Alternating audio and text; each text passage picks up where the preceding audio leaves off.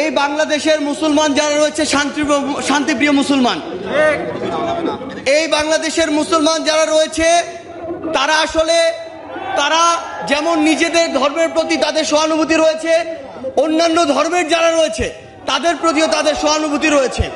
কিন্তু এই সহানুভূতিকে ব্যবহার করে কেউ যদি নিজেদের ওই ভারতে বসা চক্রান্ত, যারা মাসের 30 দিনের 25 দিন দেহটা নিয়ে এই বাংলাদেশে বসে থাকে আর বাকি 5 দিন মনটা নিয়ে ভারতে যায়, সেখানে চক্রান্ত করে এবং সেই চক্রান্তের এক্সিকিউশন এই বাংলাদেশে এসে ঘটায়, সে সকল উগ্রবাদী হিন্দুদেরকে প্রতিহত করার জন্য আমাদের মনে বিন্দুমাত্র সহানুভূতি থাকবে না।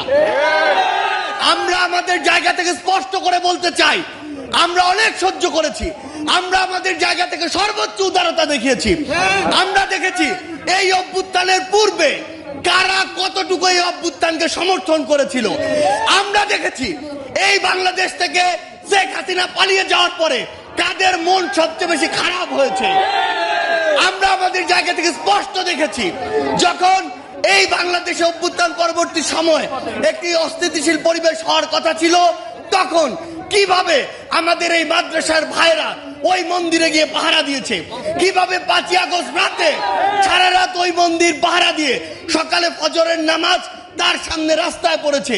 সেখানে এই সহানুভূতিকে কেউ যদি প্রশ্রয় হিসেবে দেখে, আমরা স্পষ্ট করে বলে দিতে চাই, শুধু অন্তর্বর্তীকালীন সরকার নয়, বৈষম্য বিরোধী ছাত্র আন্দোলন নয়, জাতীয় নাগরিক কমিটি নয়, পুরো বাংলাদেশ একসাথে এ সকল উগ্রপন্থীদেরকে প্রতিহত করবে।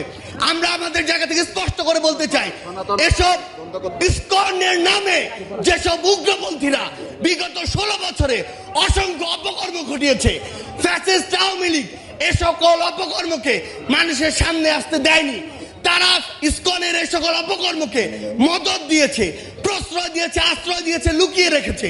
কিন্তু তাদের চরিত্র কি, তারা কিভাবে মানুষকে জবাই করে, এই দৃশ্য আমরা গতকালকে দেখেছি।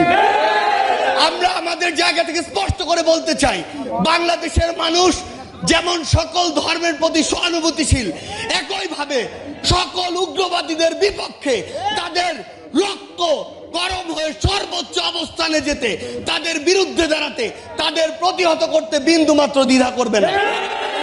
আমরা আমাদের জায়গা থেকে সরকারকে স্পষ্ট করে বলতে চাই, যারা আমার ভাইকে হত্যা করেছে তাদেরকে যদি গ্রেফতার করে দৃষ্টান্তমূলক শাস্তি না দেওয়া হয়, তাহলে পুরো বাংলাদেশের এই যে ছাত্র জনতা একসাথে সরকারের বিরুদ্ধে তাদের জায়গা থেকে প্রতিবাদ জানাবে।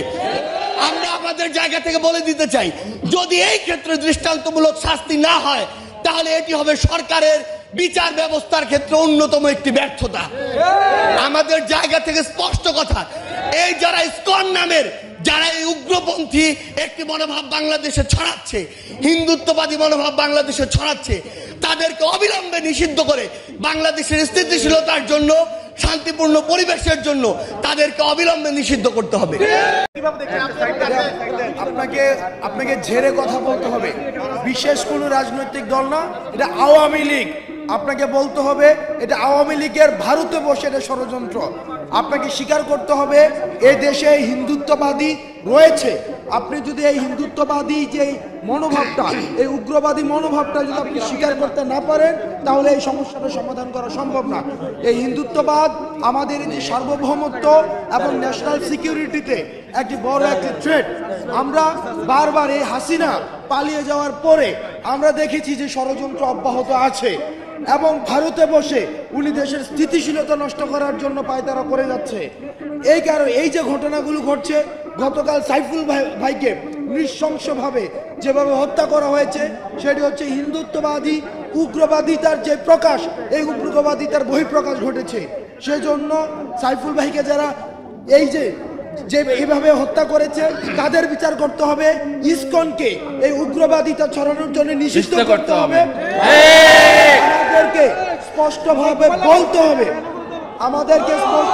বলতে হবে এই দেশে ভারতীয় হিন্দুত্ববাদিতা রয়েছে, হিন্দুত্ববাদিতার আগ্রাসন রয়েছে।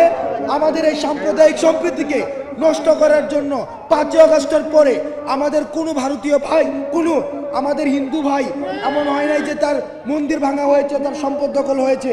আমাদের দাড়ি টুপিওয়ালা ভাইরাই এইসব মন্দিরকে পাহারা দিয়েছে। কিন্তু আমরা দেখেছি ভারতে বসে এই যে ষড়যন্ত্র চলছে, এই ষড়যন্ত্রগুলো আমাদের রুখতে হবে এবং ইসকনকে নিষিদ্ধ করতে হবে।